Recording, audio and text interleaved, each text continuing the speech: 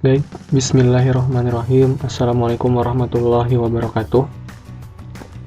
Pada pembahasan kali ini, kita akan sama-sama membahas dan juga mempelajari materi yang sudah cukup sering kita dapatkan, baik pada saat kita masih duduk di bangku sekolah menengah dan pada saat perkuliahan. Baik, materi yang berkaitan dengan deret ini adalah sesuatu yang cukup esensial dalam kaitannya dengan bidang matematika, ekonomi, dan juga bisnis. Baik, sebelum kita melanjutkan ke materi yang inti, mungkin kita lihat kembali contoh dari deret. Misalnya di sini kawan-kawan dihadapkan kepada soal, ada dua contoh deret di sana. Yang pertama itu bisa kita sama-sama simak 2, 4, 6, kemudian terputus titik-titik, kemudian 10, 12, dan 14. Deret yang berikutnya bisa kita lihat bersama, ada 5, 10, 20, dan meningkat hingga 640. Bisa kita katakan bahwa dari dua soal ini itu sama-sama membahas mengenai deret.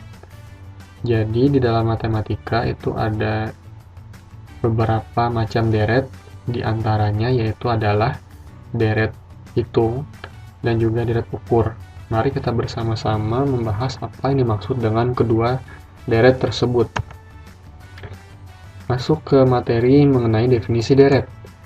Deret sendiri adalah rangkaian dari bilangan-bilangan yang tersusun secara teratur dan memenuhi kaidah-kaidah tertentu. Artinya kalau suatu rangkaian bilangan itu tidak tersusun secara teratur dan tidak memenuhi suatu kaidah, maka bisa kita katakan rangkaian bilangan tersebut bukanlah deret.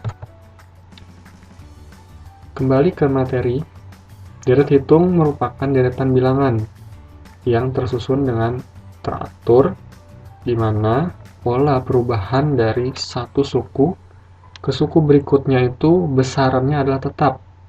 Artinya dari suku 1 ke suku 2, suku 2 ke suku 3, suku 3 ke suku 4, dan seterusnya itu sama. Dan pola perubahannya itu bisa kita peroleh dari selisih antara suatu suku dengan suku sebelumnya. Kemudian, deret ukur adalah deret yang perubahan suku-sukunya adalah berdasarkan perkalian atau rasio terhadap sebuah bilangan tertentu. Contoh, deret hitung. Sesuai definisi yang sudah dijelaskan tadi, contoh deret hitung itu adalah bisa jadi dengan suku berikutnya itu selisihnya adalah positif, bisa juga negatif, ya tergantung dari konteks permasalahannya. Jadi sebagai contoh misalnya, di sini bisa kita lihat sama-sama ada deret pertama ini sukunya 4, kemudian suku yang kedua 9, dan seterusnya.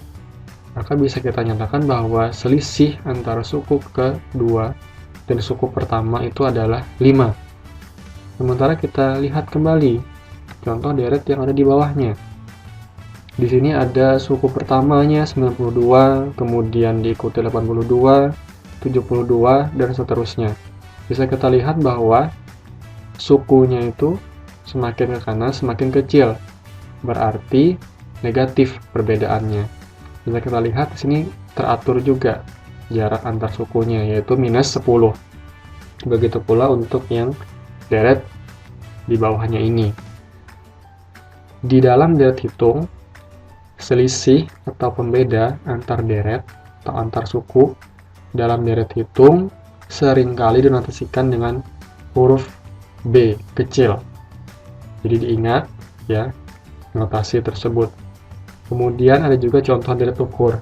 Sudah bersama-sama juga tadi kita bahas bahwa deret ini adalah yang suku-sukunya itu merupakan pengali ya, pengali atau pengganda. Bisa juga kita sebut rasio kalau misalkan jarak dari kiri ke kanan itu justru semakin kecil ya angkanya. Contoh yang pertama ada 4, 8, 16, 32, dan 64. Ke arah kanan nilainya semakin besar. Berarti bisa kita pastikan jika deret ini teratur memenuhi kaidah tertentu maka termasuk ke dalam deret ukur, di mana dalam hal ini susunan tersebut terpenuhi karena 4 dikalikan 2 sama dengan 8, kemudian 8 dikalikan 2 sama dengan 16, begitu seterusnya. Berlaku pula untuk deret ukur yang ada di bawahnya. Bisa kita lihat bersama-sama. Di sini ada 3, 15, 75, dan seterusnya. Itu kan misalnya 3 dikalikan dengan 5 menghasilkan angka 15. 15 dikalikan dengan 5 menghasilkan 75, dan seterusnya. Kemudian yang sedikit berbeda yaitu yang contoh ketiga, yaitu contoh dari deret yang berisikan suku atau bilangan sebesar 512, kemudian 256, 128, dan seterusnya, mengecil terus sampai 32. Ini termasuk ke dalam contoh deret ukur juga, tetapi nanti penggandanya itu adalah di kisaran 0, yang dalam hal ini yaitu 0,5. Rasio atau pengganda antar suku pada deret ukur seringkali dinotasikan dengan R. Jadi diingat ya notasinya, kalau dalam deret hitung adalah B, dalam deret ukur adalah R. Baik, kita masuk ke dalam formula. Bagaimana cara kita untuk menentukan nilai suatu suku pada deret ke N, atau dinotasikan dengan UN. Untuk dua jenis deret, ini kita punya formula yang berbeda. Untuk deret hitung, rumusnya adalah yang ini, sementara deret ukur rumusnya adalah yang di bawah. Jadi untuk dapat menentukan nilai suatu suku pada deret ke N, kita harus mengetahui dulu deret pertamanya apa, kemudian selisih antar deret hitung, dan juga banyaknya deret, yaitu yang dilambangkan dengan N. Sementara untuk deret ukur, selain deret pertama dan juga banyaknya deret, yang harus kita ketahui adalah juga rasio antar deret ukur. Jika tiga hal ini tidak bisa kita ketahui, maka tidak akan bisa kita tentukan nilai dari suku pada deret ke N. Kemudian dalam deret bisa juga kita tentukan jumlahan dari nilai deret, tapi ini hanya berlaku untuk deret yang berhingga saja. Untuk yang tidak berhingga itu kita bisa menggunakan pendekatan, tapi tidak akan dibahas dalam video ini, dibahas di video yang lain. Dalam matematika seringkali disimbolkan dengan SN, sum. Berlaku pula untuk deret hitung dan juga deret ukur, itu rumus yang berbeda untuk menentukan jumlahan dari nilai deret. Ya, intinya kita harus mengetahui kalau untuk deret hitung itu adalah deret pertama, kemudian banyaknya deret, dan juga ya nilai dari suku pada deret ke N. Sementara kalau untuk deret ukur, variabel yang harus kita ketahui yaitu A, deret pertama, kemudian R, rasio antar deret ukur, dan juga N, banyaknya deret.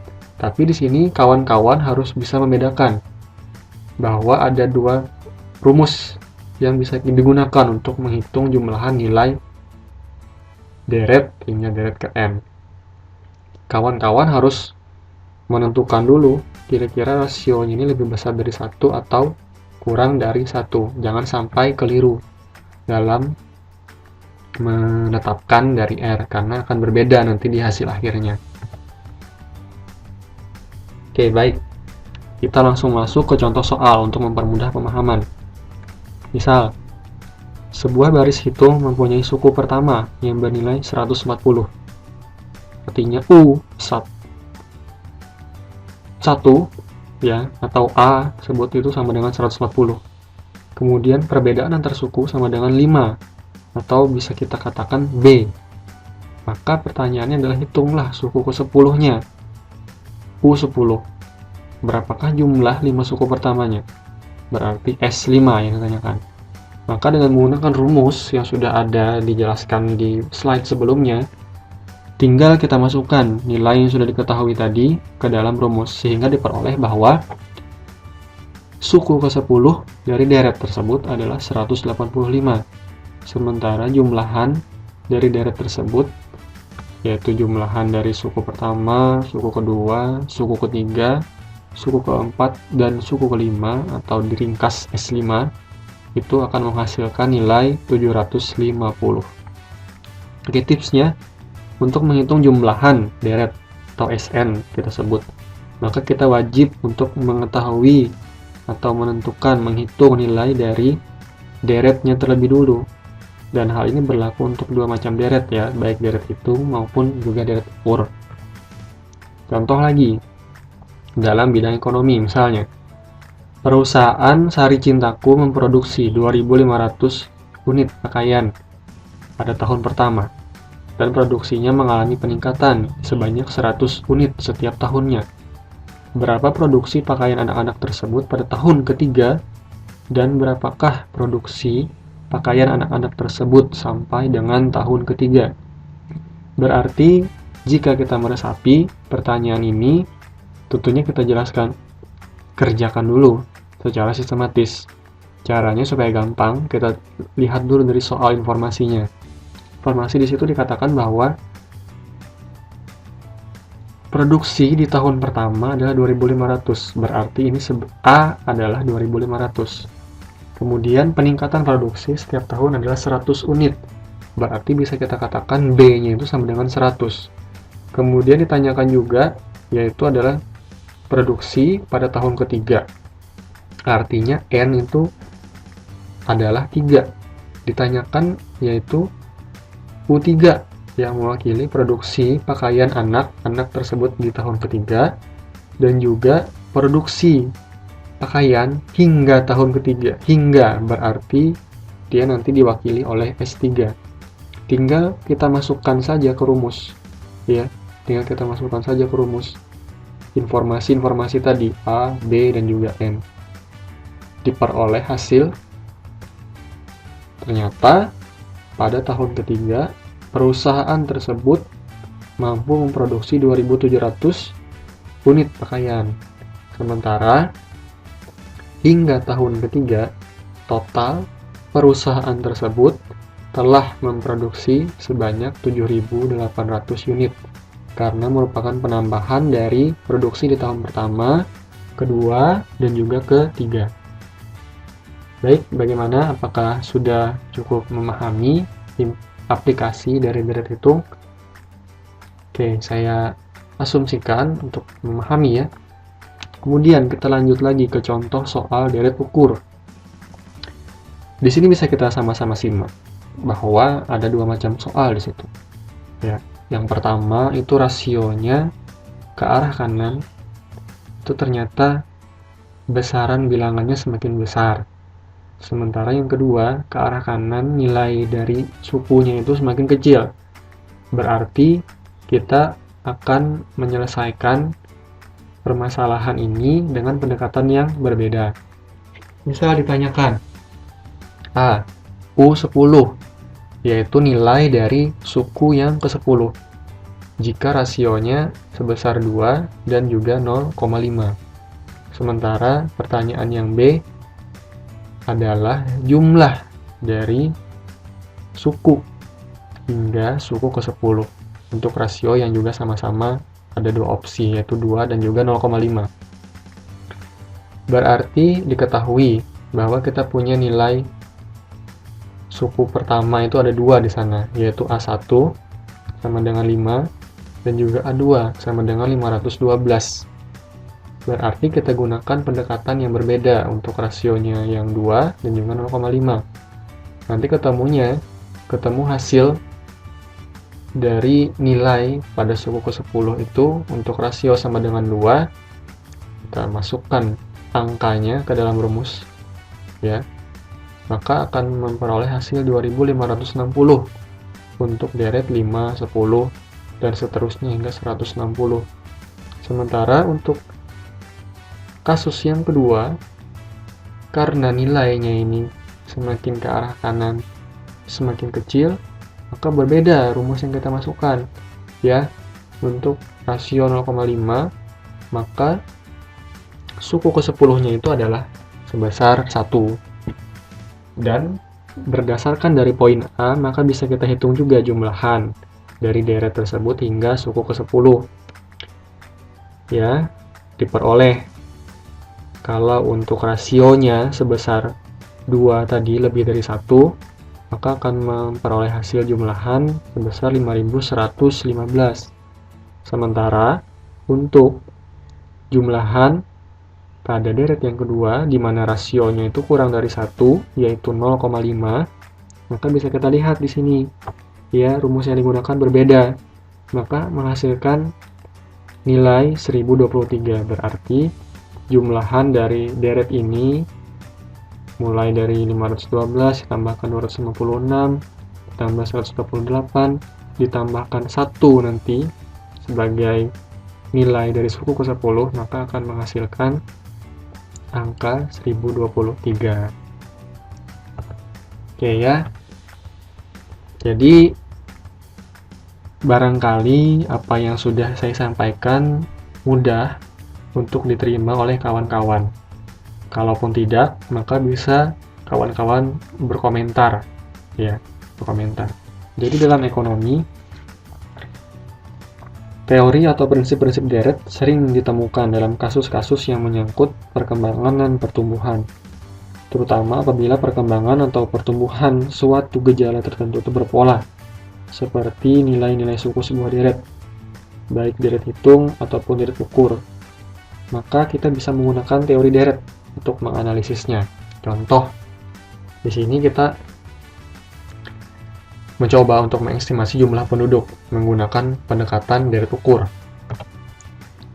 Jadi deret ukur ini sering dipergunakan untuk menghitung pertumbuhan penduduk di suatu daerah serta jumlah penduduknya pada suatu waktu tertentu.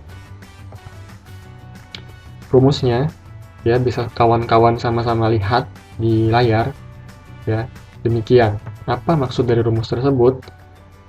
Jadi PT, P adalah population, T adalah time. Jadi bisa kita katakan bahwa PT adalah jumlah penduduk pada tahun ke T. Jadi tahun yang dicari jumlah penduduknya.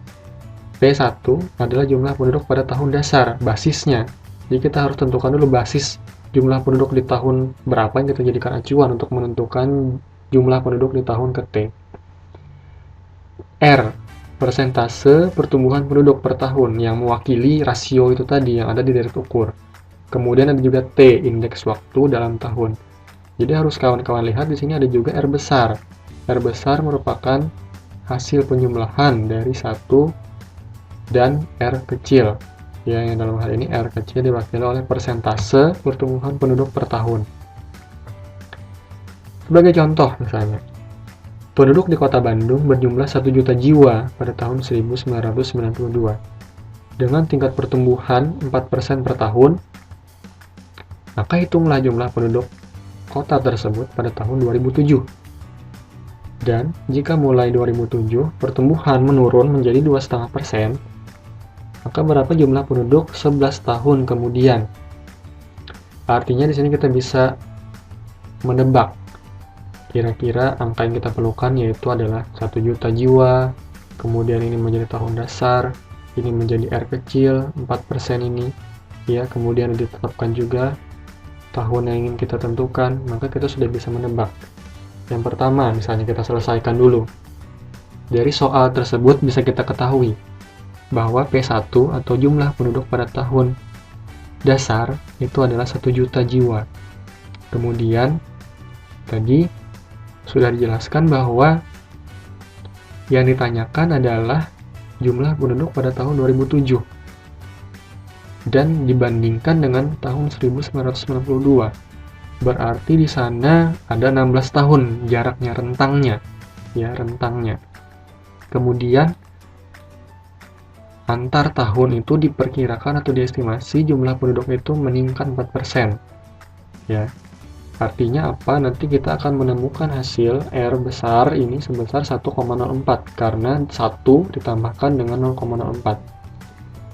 Sementara pertanyaan kedua tadi adalah bagaimana kalau misalnya dari tahun 2007, ya, bagaimana kalau misalnya dari tahun 2007 ini pertumbuhannya menurun menjadi 2,5%. Maka berapa jumlah penduduk di 11 tahun kemudian? Ya. Artinya kita bisa memasukkan juga informasi tadi, ya, R2 rasionya berarti 0,025, ya.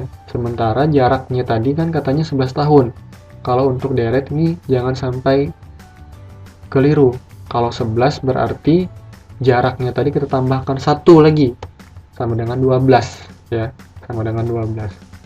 Sementara R2 adalah penambahan dari 1 ditambahkan dengan 0,025. Ditanyakan, ya, P16 atau jumlah penduduk 15 tahun kemudian dari 92 ke 2007 atau dinolasikan dengan P16, ya.